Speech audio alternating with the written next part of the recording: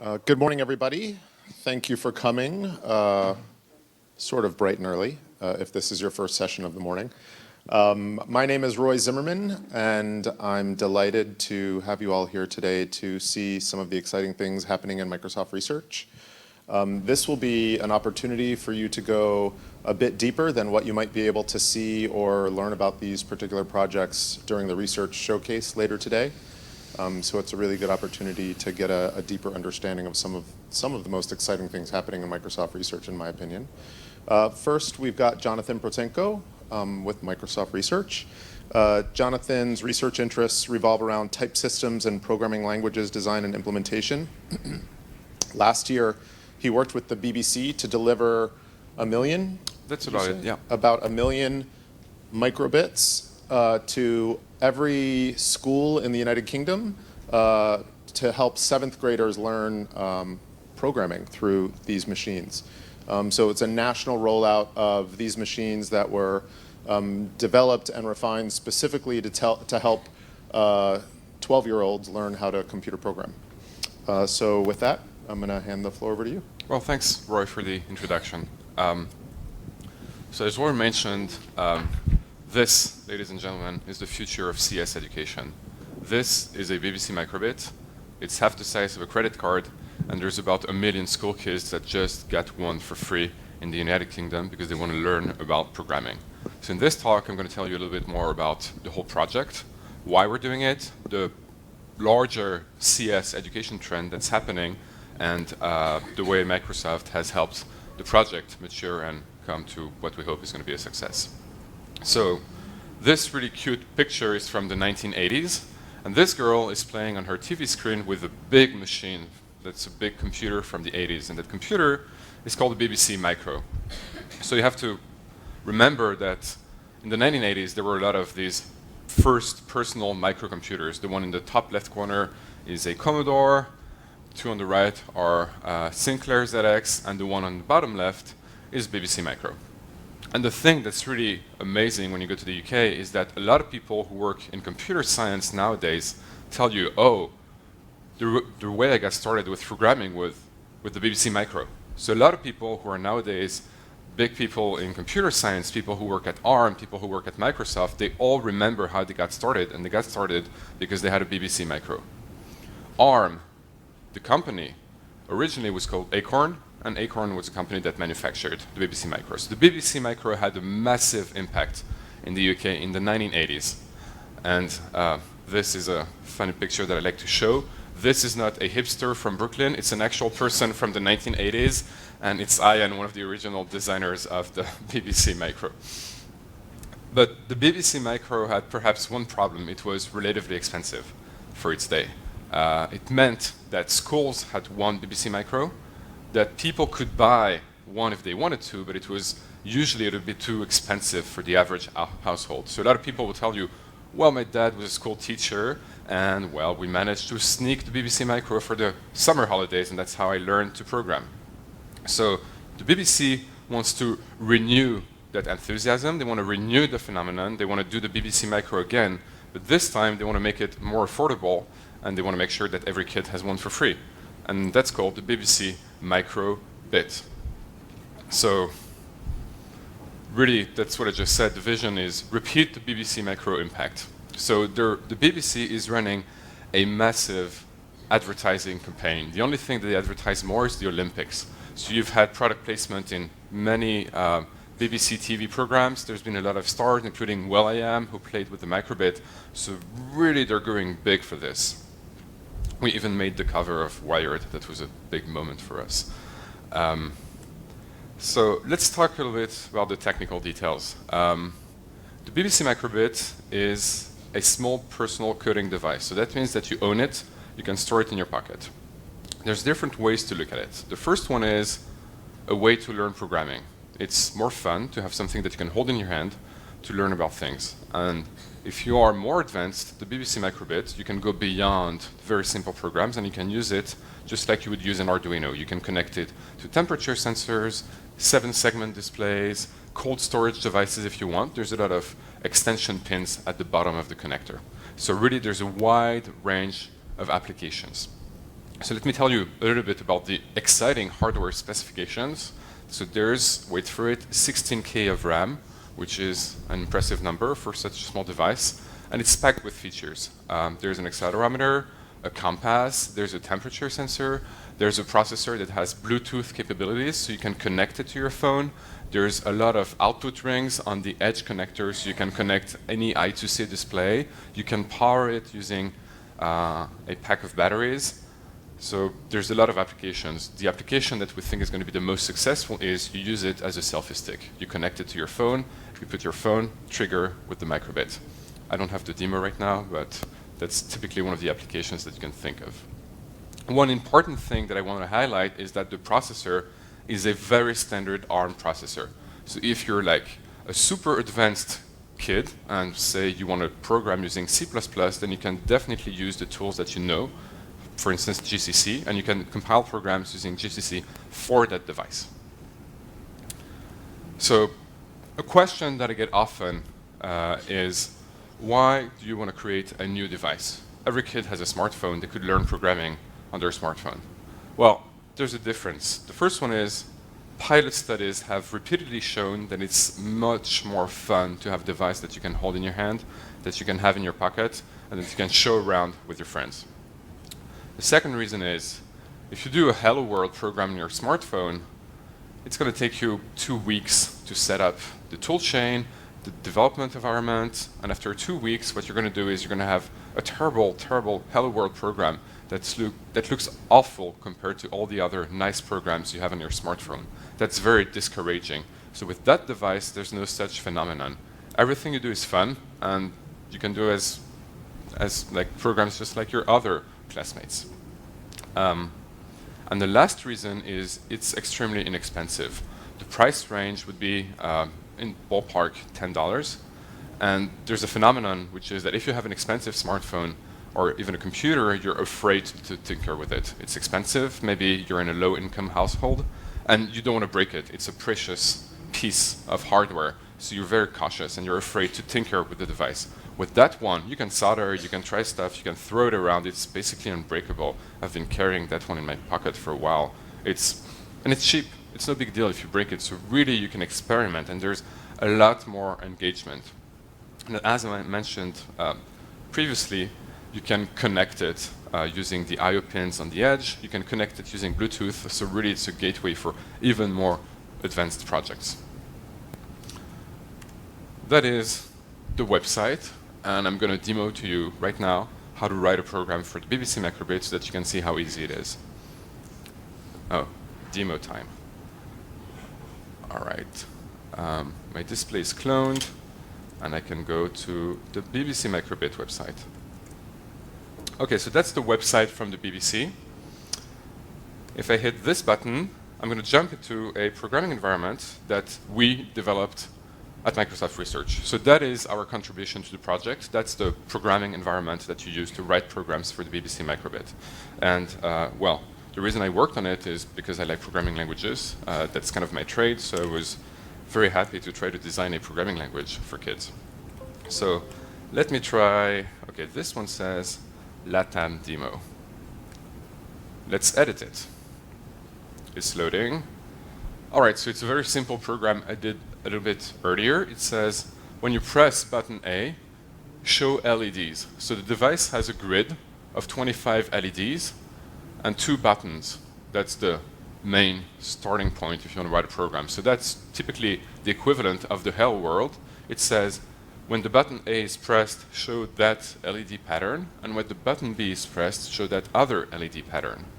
So I can run the program in my browser, and it's run in the simulator. So if you want to try out your program before you flash it to the Microbit, you can do so in your web browser. So I pressed the button A, and it displays the happy face LED pattern. If I press the button B, it displays the sad face LED pattern. I can try to change the LED pattern just so that you can see that I'm not kidding.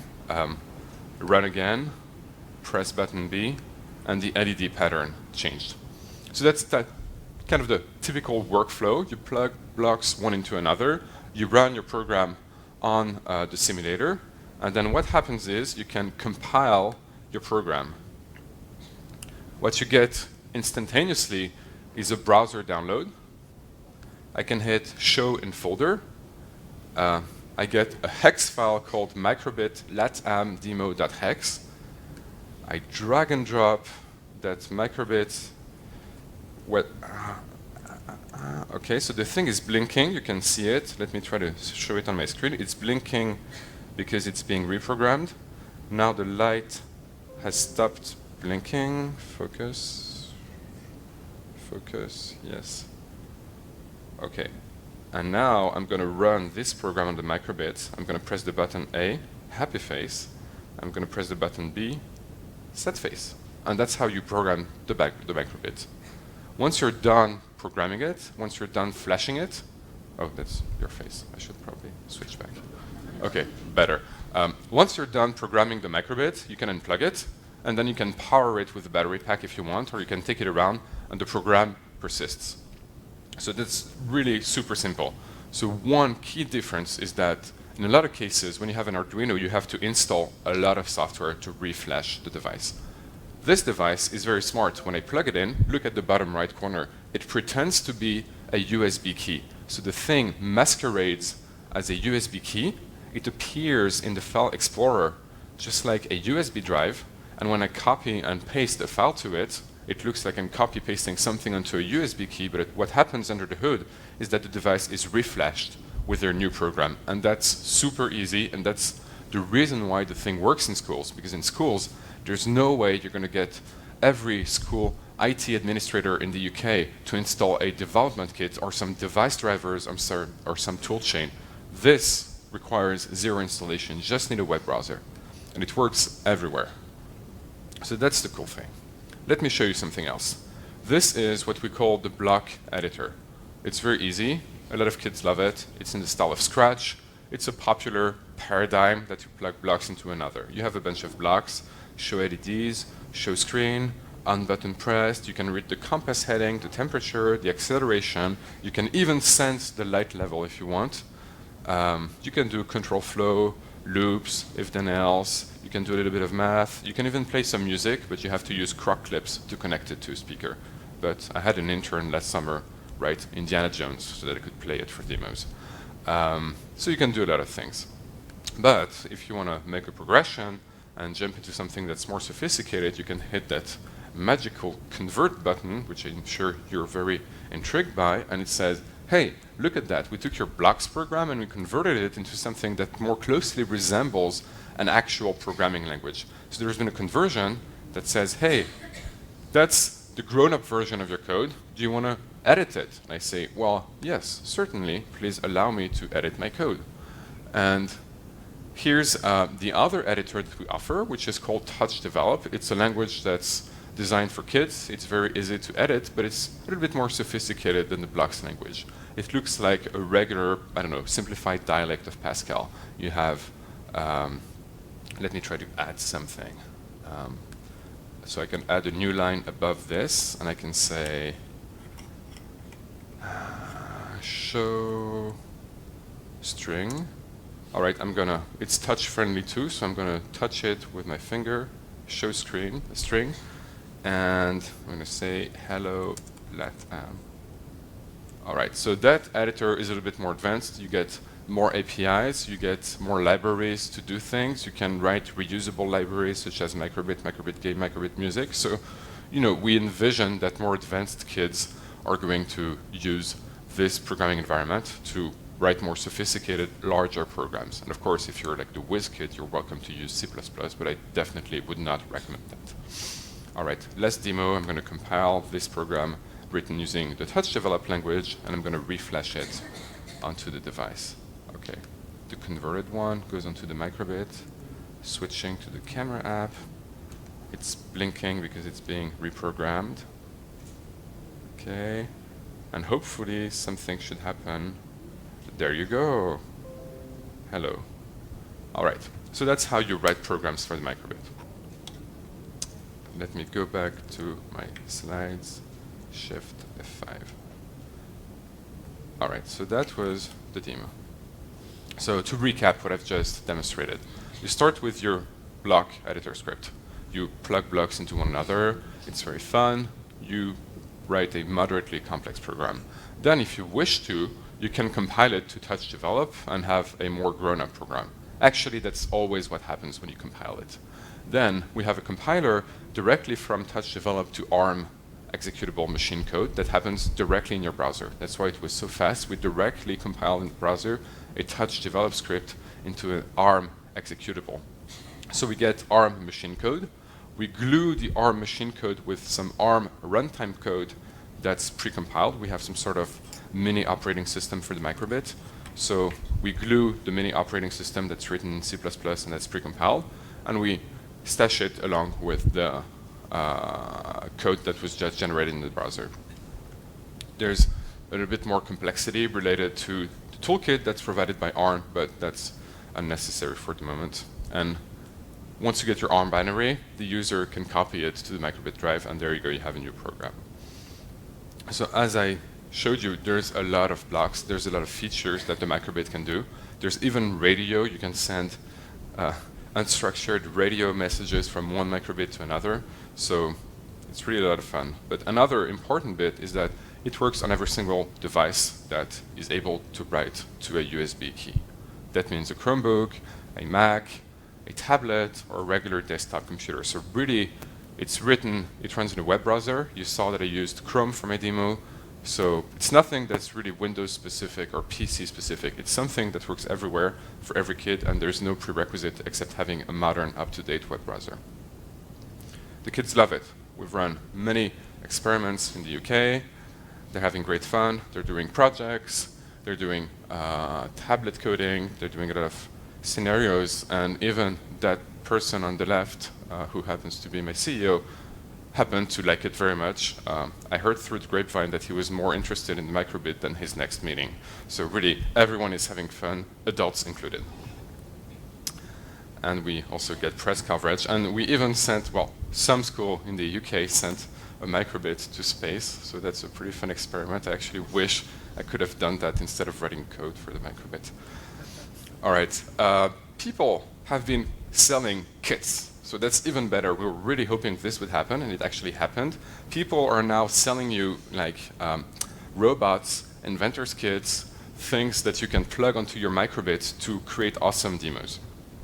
So it just works. You can code, you can make, you can connect it, and you even get, it's a great device to enable a good CS, computer science curriculum. All right, so this, I've actually said it before, so we can skip. The learning progression, I've shown it as well, so I talked about it during the demo. The two programming environments I could talk about it a little bit more. The block editor has no syntax errors, so it's impossible to create a program that doesn't work. Everything works except when you do something horrible, like you try to mix types in the same variable, but that's really a corner case. Touch develop is a little bit more sophisticated. You have global and local variables, and more importantly, touch develop has types. So you will get a little bit of syntax errors and a little bit of typing errors. All right, here's a few examples of hardware projects that people have been doing. The Microbit watch in the top right corner is the ultimate fashion accessory in my lab.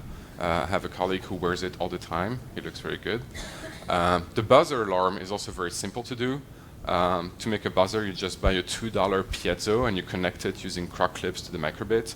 And then you have a function that says generate sinus wave on the pin, and that generates sound. And if you do it at 440 hertz, then then you get an A, and you can do a buzzer. There's the car that you can control, so it's a lot of fun. This, in the top right corner, is one project that one of my interns did last summer. It's a 2-player Microbit Pong. So you have your paddle, which is 1 pixel wide, and you have another pixel, which is the ball, and the pixel crosses from one microbit to another and goes onto your screen, and then you have to move the paddle very fast and send it back. And as I mentioned, you can actually pair it onto a smartphone. All right, the headphones. Oh, and one last project that's very fun is that always works with kids is the banana keyboard. So you connect a banana to pin number 0. You connect the orange to ground, and then when you touch both with your hands, there's a voltage drop that can be measured by the microbit. So the resistance of your body is slightly smaller than the resistance of the pull-up on the microbit, so it means that the voltage drops when you hold the orange and the banana, and you can detect that on the microbit, and then you can play a sound. So you can do toot, toot, toot as soon as you hit the banana. It's always great, but when you've been on the demo stand for 2 hours, it's not that great after all. All right, the last thing I'm going to talk about before I'm kicked out of the stage is education. The UK has realized that computer science is just not about monkeying around on a keyboard in front of a computer screen. There's not only a craft, but also a science behind it. It's just like math. You can do arithmetic, but you can also learn about mathematics. And they're going big. They have added it to the CS curriculum in the United Kingdom, and they want to teach computer programming to every kid. So the Microbit is a great support device to do that. It allows you to not only learn how to fiddle with a computer, how to write a very simple program and have fun, but it's also a great support material for more advanced theoretical lessons. So we also wrote a bunch of lessons that teachers can use as support material to get started with their class. So we not only did the programming environment, but we also engaged with the teachers. We ran a bunch of pilots in Seattle, and we have like some base lessons that allow you to learn about testing, algorithms, etc., etc., etc. We even printed out a quick start guide for teachers. So Microsoft is not only providing the technological thing, but it's also engaging with teachers, and believe it or not, we're also engaging with a lot of other people. We've been working with Lancaster University, with ARM, with the manufacturer, and everything that we did is actually open source. The runtime system, the OS for the Microbit is open source. The touch develop environment that I showed you is open source. And the BBC is a little bit freaked out about intellectual property, but they committed to publishing the hardware design of the PCB of the board, open source, when the school year is over. So when the school year is over, the design of the board will be available freely, and people will be able to manufacture their own boards if they wish to do so. All right, so I think I'm running out of time. The message that I want to say is it's a project that we did in collaboration with other people. We collaborated with the BBC, obviously, but with Samsung for the Android app, with ARM for the operating system, with University of Lancaster. They wrote a bunch of the runtime system.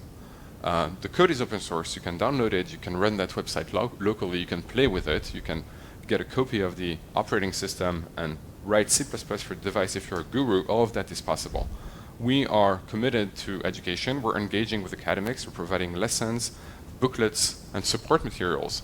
And we're hoping that this is just the first step towards a lot more ambitious CS initiatives. I have a booth this afternoon, so you could definitely, should definitely stop by if you want to see the Microbit, play with it, and even touch it. Thank you.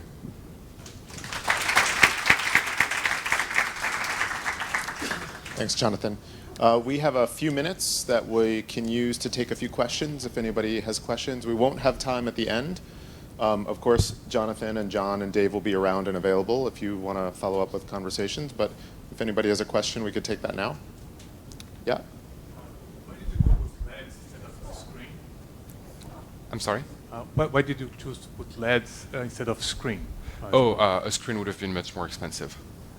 And in terms of money and Yeah. power? Both. Okay. So the runtime system, the OS, actually does something very smart. It blinks the LEDs at a very high frequency, which means that with persistence of vision, it looks like the LEDs are on all the time, but they're actually on a very small fraction of the time. And that way you can keep the Microbit running on batteries for almost a month, I think. Thank you. Yeah. Hi. Thanks for your presentation. I run a program for a science program for kids during the summer. Mm-hmm. Is it possible to buy some microbits to implement them on our program? So the BBC has committed to allowing other people to sell the Microbit once the school year is over. So the school year is going to end this summer, like maybe July or something. And after that, other people will be free to manufacture and sell the Microbit. So you can expect to see Microbit on retail for the general public at the next start of the school year, maybe next September or something. I don't have any concrete information, but I know that it's going to happen. And will the price point be about $10 US? Do we know? That's what I'm hoping for. I'm not looped in on these discussions. There's a little bit of confidential negotiations and things. Oh, so sorry. No, but I imagine that it's going to be something in that ballpark. Somewhere between $10 and $1,000 probably. But any last questions? No? Okay, all right. The simulation toolkit can be used already? Is it possible to use? Yes, you can go to the website www.microbit.co.uk, and you can play with the simulator. You can even compile your programs, except you won't have a device to run them. Excellent. But you can play in the browser. Excellent, thank you.